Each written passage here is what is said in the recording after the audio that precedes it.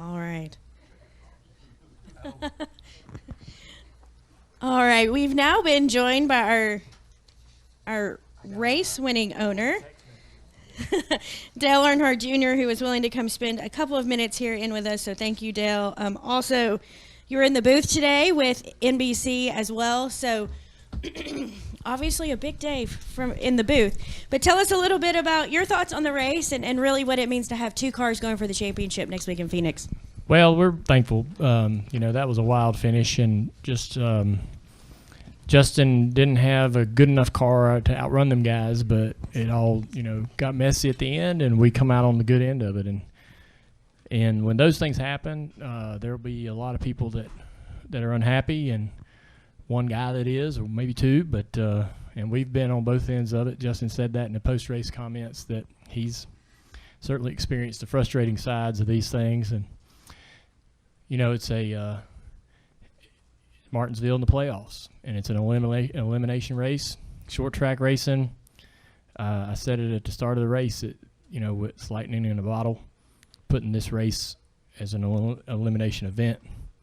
And I don't know that you can do anything to avoid having those type of finishes when there's so much at stake and everybody's within reach of each other physically on the racetrack. So it worked as designed, in terms of creating a lot of drama and conversation around what happened on the racetrack. All right, we'll now go to questions for Dale. There are a few. All right, we will start up front with Lee. Lee Spencer, catchfriends.com. How do you keep it together when you see where Justin is before that restart, and you're hearing some of the same audio we are, and Eddie's cracking the whip, Jim Pullman's saying, Yeah. I mean, they're just, what's your range of emotions, because you're trying to keep your shit together. Yeah, one of the crew chiefs that we interviewed at the end of the race, or before the end of the race, said it best. He's like, I could think of 7 different scenarios on what might happen on this next restart, and I'll probably still be wrong. And so, when you're sitting there with a car like Justin's, a couple points out, it doesn't look promising. You can't really assume anything, and you can't hope for the best. You can't assume the worst. You just kind of got to wait and watch what happens. And so it's kind of like sitting at the roulette wheel in Vegas. You put your chips out there on the numbers that you hope are going to hit, and you watch that ball, and it's either going to land on your number or it ain't. That's kind of the way it is on those final few laps there. And it's pretty messy, but Justin's got a clock, and we got a shot to go race for a championship. So the emotion that you have is just being thankful that you came out on the good end of it, and you get a chance to try to finish. I would say if it was any other driver, you would have different emotions, but it's Justin, and me and him have had some really, tough moments on pit road after Phoenix the last couple of years. And he's not made it any secret that he's wants to win a championship, and we brought Jim in to try to help him achieve that, and he has who knows how many opportunities left to try to do that. I think if he wanted, he'd probably race another 5 years and be great. But we all know that, that 41 to 43 age is where, a lot of guys seem to sort of lose that, whatever it is, that eliteness that makes them great. But, so we're trying to make it happen. Hopefully this is our year. All right, we're going to go to Bob.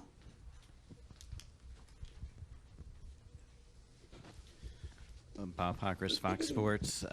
If you were in charge of RCR, how do you handle that? Or did you view anything of that as over the line, or when you're racing to get in, is there really almost no line in those situations? Yeah, I don't know what you do. I was sitting there thinking about that, talking about that in those final handful of laps. You got 2 sets of teammates sitting there with Gibbs and RCR, and you've got, arguably 2 or 3 of those guys out of that group that have to win.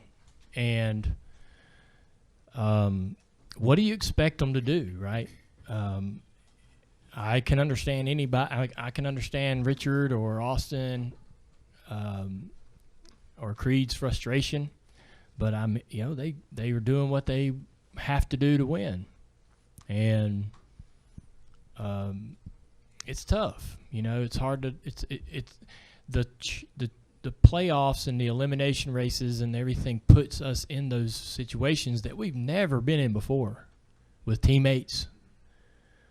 And you got a car capable of winning the race, but your teammate needs this and another one needs that, and you can't really go out and just have an objective of your own, an agenda of your own. And it's not unfortunate is not the right word, but it just puts us in unique situations now that we never really watched people experience or been a part of before. And I wouldn't have wanted to be Richard at the end of that deal, and I certainly wouldn't have wanted him. I guess when it's getting ready to have that restart, I didn't envy his position, and I certainly don't envy it now. But I listened to Creed's post-race interview, and I can't argue with anything he said. He moved him. We all know at short tracks, using the bumper and to move people out of the way is pretty much fair game. He allowed Austin a chance to race. He didn't send him into the wall. He didn't knock him back to sixth. He just got him up off the bottom, and both of those guys did a little bit of that all night. I didn't see anything just obviously blatant or man, that's totally uncalled for. I didn't see really any of that, but you're not gonna have that go on and not be frustrated either way. So, you got a guy leaving. There's some dynamics there that their feelings are hurt or what have you. And Creed, with Creed moving on or Richard Childress and them moving on from Creed, however you want to look at it. So, and you got a driver in Austin Hill that they really believe in and want him to be part of their long-term future, And Austin Hill, I talked to him on my podcast this week. He talked about how he was so frustrated so many times. He was going to go to Martinsville and wasn't going to allow that to happen again.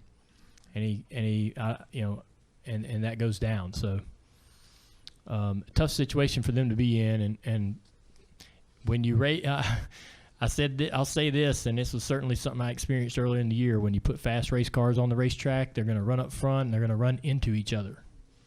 And we got young guys out there trying to make a name for themselves. They're not veterans. They're not old teammates that have been buddies for decades. They're young guys that don't really know each other that well, and they don't have a loyalty to each other. And that's what the Xfinity Series and Truck Series is about. You got these guys that come in and out of these cars in brief periods, and so they're going to bounce into each other and piss each other off, and you're going to have conversations on Mondays and Tuesdays that aren't fun to try to keep it going in the right direction, and that's just part of it. All right, our next question will go to Matt Weaver. Matt Weaver here in the back, sportsnot.com. Dale, aside from your selfish personal investment in the team and the excitement for Justin and the organization, how important is it for the sport and NASCAR to have a race like this? Because on one hand, some people will say, well, that's disrespectful racing and it's immature or whatever, and then some people say it's dramatic, it's awesome. Where do you kind of land on those two dueling philosophies? Well, if you own the winning car, it's a lot easier to take what you saw. If I was wadded up and unable to cross the finish line, I would be very disheartened by what I saw. So it just depends on who you are and what your experience was. I don't think anybody wants to see that style of finish every week, right? But you have to understand, this is when they make the playoffs, when they choose the races that are going to be in the rounds. It's made to create these moments, and so they picked Martinsville to be an elimination race to go to the next race is the championship. Martinsville ain't in round 1, round 2. It's here for a reason. It's at this race right now for a reason. Daytona is a final for the regular season. That was an intentional decision to put that race there, right? To create moments and create drama and make these drivers do uncomfortable things, and that's kind of it's frustrating sometimes because your driver ends up on the bad end of a deal, or we have an ugly crash across the finish line like tonight. Nobody wants to see all these cars crashing like that. But I don't know. We could have ran that 10 times and had different endings, and maybe not quite as crash filled there. But I don't think it always ends this way. But I don't know. I as a broadcaster and as a fan, I want to see the drivers in very uncomfortable situations, and I want to see their morals tested. And then to that point, how important is it that we get the cup product here to resemble more what we saw today? Well, we don't. I think that NASCAR is working hard. I said it today on the practice qualifying show. Man, I applaud them to be able to get this tire here and choose to do this at a very critical moment, right? A lot of times when it's this far into the season and there's so much on the line, a different tire or any kind of a change rule-wise is really shelved till next year, right? But they saw the urgency that everybody's been asking for and begging for on the short track program. It's got to get better. It cannot be what we've had over the last couple of years. They know that. They went to Richmond. They tried hard with a lot of really, really good ideas that they thought would bear fruit that didn't. But what they did hear from the drivers, they put into play, and all we've been told, all that I hear is, even if we do find the answer, to be able to get those parts and pieces to everybody takes this long process, right? So even if we do know what we need to do, it may not get implemented for another 6 months or 12 months. And so thank you for Goodyear and NASCAR for being able to try a tire that might be better. We don't really know till tomorrow. But watching practice and qualifying, how much it was rubbering the track in, I think that's a good thing. I want to believe that's a better thing than what we've had. The 3,000-mile tire is certainly not the answer. And so, you want that thing to wear out. You want it to rubber up the track, and you want the track to have all kinds of marbles and it gets slimy. And Blaney said it on his interview. He's like, I hope the track widens out because that gives him opportunity starting where he is to pass. With the tire we've had, it's been right on the bottom, can't pass anybody. But if this track kind of widens out, you might be able to arc that entry to one and drive across the racetrack and drive up underneath somebody off the corner, something we haven't seen here in a while since the next gen came around. So hopefully the tire is a part of the process of improving the short track racing.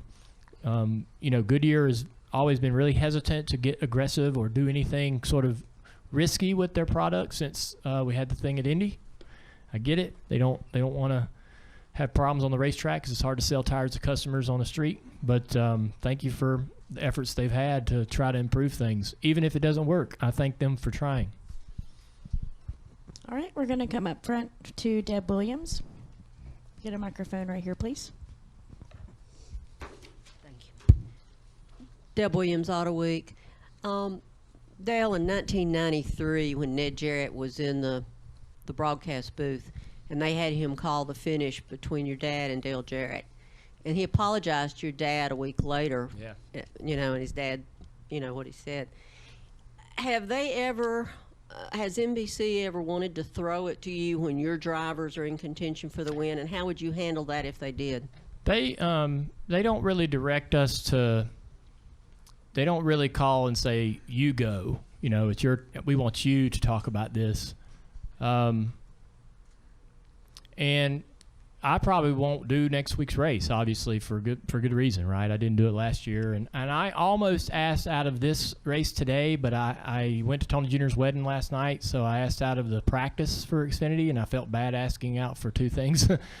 So I went ahead and worked this race, and you just hope that nothing happens that puts you in an uncomfortable situation, and you hope that you don't do something or say something that the viewer would find, odd or you know, they want a biased or they want an unbiased opinion when they're, you know, with who's calling the event. And I imagine that maybe it's not optimal that I'm in there in the Xfinity races, considering I own race cars on the racetrack, but I work really hard to try my best to call it straight, you know. And I get excited about what I'm seeing. Austin Hill taking the lead.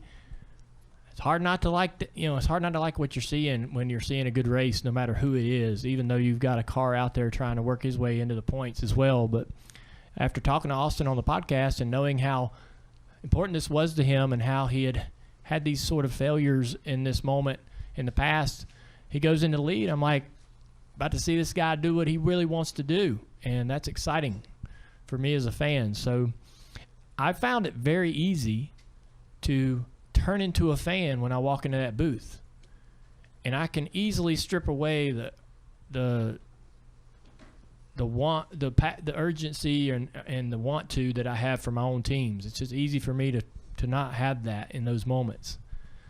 Now, when I get out of the booth, I'm going to go down to the pit road. I'm going to shake Justin's hand. I'm going to give him a hug. I'm going to tell him next week we're not going to be standing on pit road crying after the race at Phoenix. We're going to go there and try to win a championship. And I'm going to, tell Sam Mayer that he's the favorite, not the underdog. But when I'm working, it's easy for me to not have that emotion, But luckily, we got a lot of freedom up there. I'm thankful for that. NBC doesn't really puppeteer us in that sense. Dale, we appreciate you spending Thank y'all, some time yeah. with us. We wish you guys the best luck next week, and good luck in the booth tomorrow. Yes, sir. Thank you.